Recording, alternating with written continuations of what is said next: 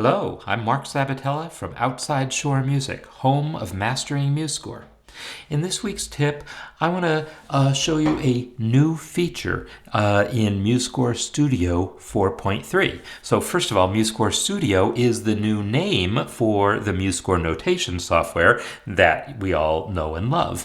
It is called now MuseScore Studio to help differentiate it from the MuseScore mobile apps or the MuseScore Pro accounts from the website musescore.com, etc. So MuseScore Studio is just the notation software that we already know. So 4.3 is the new release that's out this week. And one of its most anticipated new features, at least most anticipated by many of us, is what are called sound flags. Sound flags are just special pieces of text that you can put in your score to allow you to access some of the sounds, some of the samples that were recorded as part of Muse Sounds, but hadn't previously been available to actually use in a score.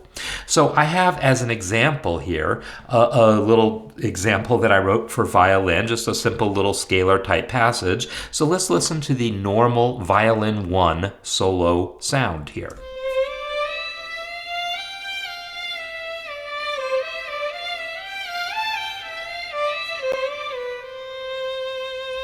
So that is the default sound that we have all heard for the violin 1 solo. If I now select the first note here and type Control T to add staff text or Command T on a Mac, you'll get the little box where you can type some text as always, and you type whatever you want in here, but you'll also see this little icon appear if the sound you're using supports these sound flags.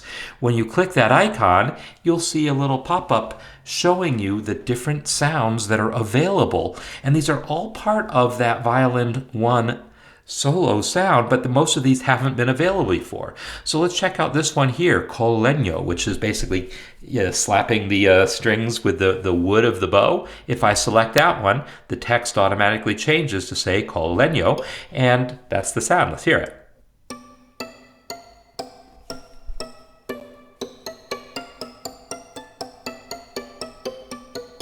Right? So that's that sound. And you'll see there's other sounds here. There's the Bartok pizzicato, which is especially snappy. I don't know the details of how it's done, but it's a type of pizzicato. Let's listen to this.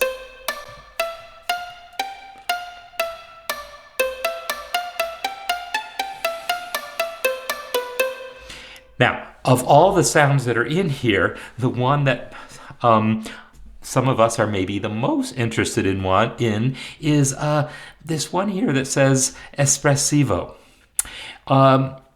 Now, I usually describe the violin 1 sound as being very expressive. Some people would say sloppy. It's right. It's very kind of portamento, sliding between pitches some. And like this passage here, you can hear it especially with the thirds. And we turn off that Bartok pizzicato first.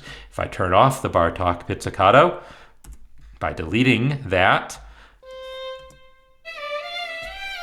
right? It's kind of slidey, right? That's not one of its most attractive features. It works great for certain types of music, but not a lot, not all of them.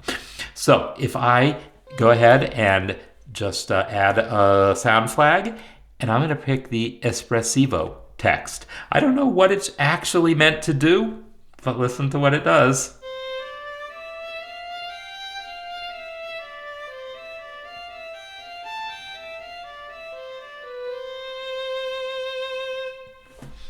No more slideys. So it has some other effects, and they may or may not be what you want in all passages, but the point is now you can control that. You can switch between this, and then if you want to, somewhere in the middle of that, go to the original sound, you can add the one that says default, the ordinary sound here. And now when you play this passage,